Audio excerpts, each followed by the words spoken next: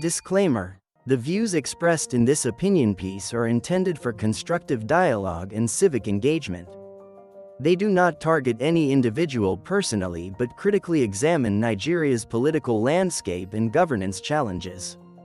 Nigeria's leadership crisis, El-Rufai's rhetoric, and the reality we can't ignore. Guys, let's ask this deep, important question. Is the real issue the failure of voters, or the failure of the system? Particularly institutions like INEC? Nasir El-Rufai's statement criticizes the quality of leadership and the recurring election of incompetent individuals. But his critique skirts around the structural problems in Nigeria's electoral and governance systems. El-Rufai's comments are powerful, but also ironic and incomplete. As a senior political figure who has held significant positions of influence, Minister of FCT, Governor of Kaduna State, key player in the APC, his remarks ring hollow if not matched by personal accountability and action. Key issues and questions raised: 1. Is the electorate truly empowered to choose? Is it Nigerians who are electing or INEC that is selecting? Many Nigerians feel disenfranchised by widespread electoral manipulation, voter suppression, violence, and INEC's perceived inefficiency or partiality. If El-Rufai genuinely believes in reform, what has he done to hold INEC accountable, push for electoral transparency, or strengthen institutions? 2. Who enabled the If urban bandits have taken over leadership, who helped them rise?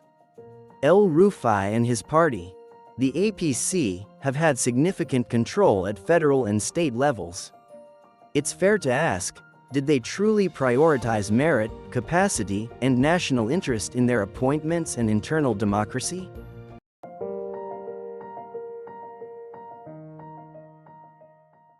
Four. Is he being self-critical, or just deflecting blame? El-Rufai speaks as if he were always a passive observer rather than an active participant in Nigeria's political establishment. What mistakes is he willing to admit he personally made? What reforms has he implemented when in power? What specific electoral reforms does El-Rufai support? Why have successive administrations, including his own party's, failed to implement key recommendations from election observers and committees? What is his stance on political godfatherism, vote buying, and the abuse of state resources during campaigns?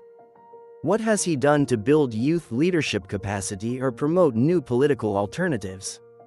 How does he define competence, and how does that align with people he supported into office? Final thought: El-Rufai's frustration may be sincere, but without concrete actions and self-accountability, his words could be seen as part of the same elite blame game Nigerians are tired of.